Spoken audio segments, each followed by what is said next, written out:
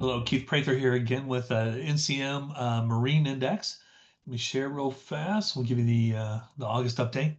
So the Marine Index this month, we saw a sharp reduction between June and July. July is the latest data that we have available, and you can see that deceleration here, really coming off of the May peak. Now we know, and you can tell just historically looking at the index, there's a lot of seasonality in this. We know that a lot of seasonality.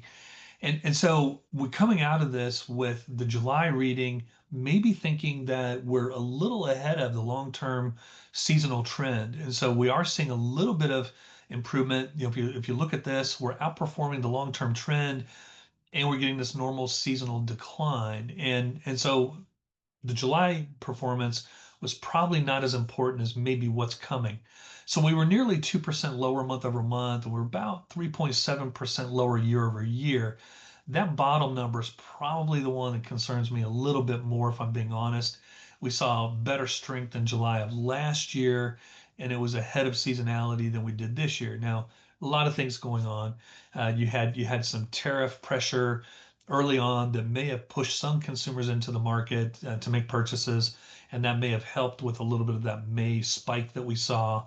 There are some other factors. Last year we saw slightly different tone and tenor with consumers because we were getting some interest rate cuts, and so a bunch of people jumped out there thinking there was going to be a series of more of them. And then we got the trade issues that came in this year that are kind of creating some uncertainty in the marketplace. So generally, I mean, we kind of understand why maybe it's a little more lackluster this year, but I don't like the year-over-year trend, even though again we're staying above the long-term trend line overall. So we're getting a little bit of a mixed signal there. So when we look at the producer price index, then again, we know it troughed earlier this year. We did see it trough kind of in June, and then it's come off that. And so a little bit higher month over month. We saw slight improvement, and then even slight improvement over where we were last year at this time.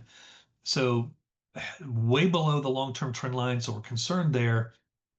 But generally, producer prices for the index is actually responding a little bit to the marketplace, seeing a little bit more optimism. But when we really look at where we were growing, and we were growing at 4% or more prior to the pandemic, and that would be kind of a normal range. And we're still well below that when we're running, right around 2.1% year over year or 2.3. So again, not making a lot of sense. I'm trying to garbling my comments here, but we're below where we would like to be growing. We're below the long-term trend line, but at least we saw a little bit of recovery starting to show signs in July. That's probably a better way to say it overall. So retail sales, then we do watch this when it comes to marine. A lot of different reasons for that, but we do see a resilient consumer. That's probably the best way to say it. We see a resilient consumer that has the wherewithal to go out and spend on the things that are necessary. What we're looking for is their ability to go spend on things that are discretionary. And that's where we would see the uptick in marine activity. And we're just getting a little bit of pressure on the discretionary side of things. But the hopeful side of this issue is that consumers are spending, they seem to be resilient, household incomes are okay. All they need are a couple of catalysts, and that will drive them back into marinas to do some shopping. And we should see some improvement at the annual boat shows as we get into the fall and early into the spring. And some of those incentives are going to come through when we see some of the early tax filings and consumers realize how much money they're saving from the tax bill that was passed in July. Also, a Federal Reserve rate cut in September and possibly in December. We think we're going to get two quarter point cuts, one in each month, and it could accelerate. We are seeing some changes perhaps in the makeup of the Federal Reserve. And as that looks like it takes on a little bit more of a dovish tone, meaning more willing to cut interest rates, then I think you could see some better movement.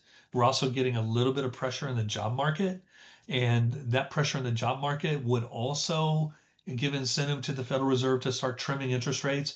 And if that happens, that's going to activate portions of the marine industry, part of that consumer segment that right now seems to be a little more conservative than what we would like it to be. We're not getting the kind of visiting and foot traffic that we think we should be getting from that consumer segment overall. And here's what I'm talking about. When we look at all household level incomes, what we're seeing is total income is still running a little above the long-term average, long-term trend line, but it's running weaker than what we would like to see. This deceleration that started in 2023 kind of continues through June and July of this year. And I just got an update on the data. And what we're seeing is that it's really growing a little bit faster than it was in June. July looks like it came in around 2%. So 2% is good. It's not great. What we would like to see typically for a healthy marine sales market is growth somewhere closer to 2.5 to 3%. And so at 2%, again, it's not in the what we call a concerning level. When it gets down closer to zero or a 0.5% or 1% rate, that's when we get really concerned. We're not there right now. We can still see it running just a little bit in line with where we were in 2015 and 2016, but we're running below where that trend was in 2018, 2019. It ran almost 3% in the prior Trump term.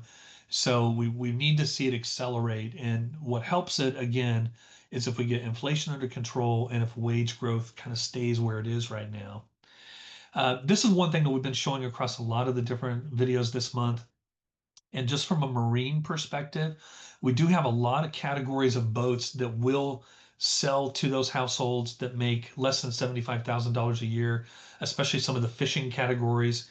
You've got a lot of households that love to go out and go boating, but they're in that lower wage category. And their wage growth has been really flattening out over the last couple of years. And they're running less than 2% wage growth right now, right around 1.5%.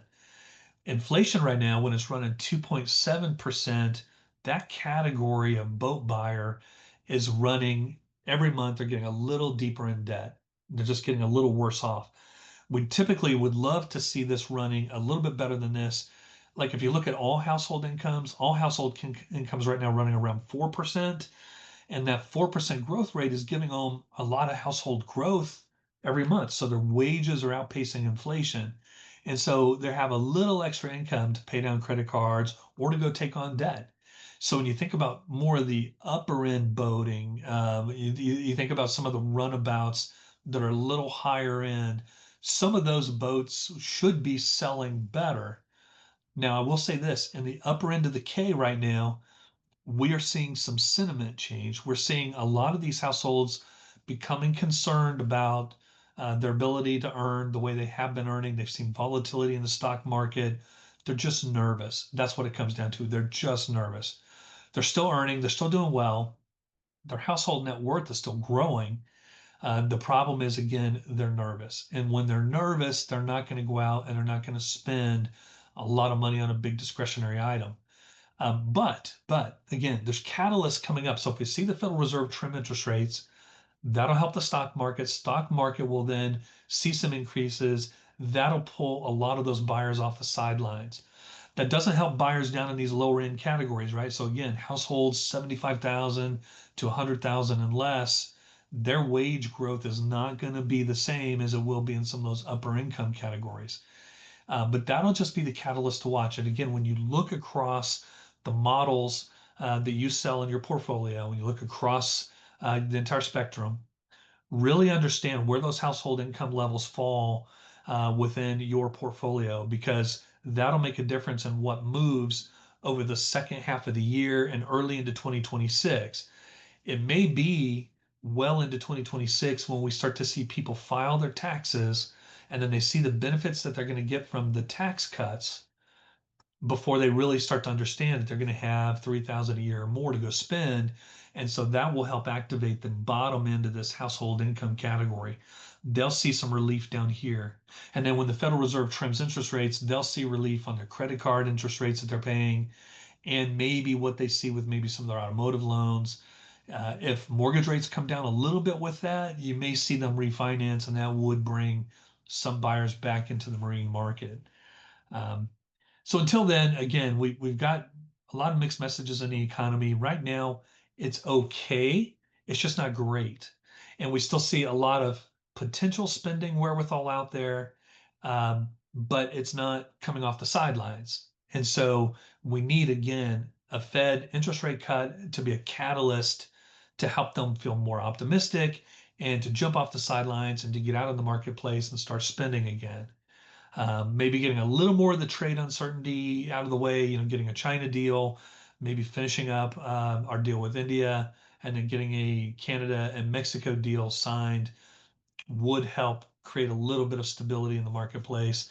People may not worry about their jobs as much if that happens, and then maybe you see them come back into the market.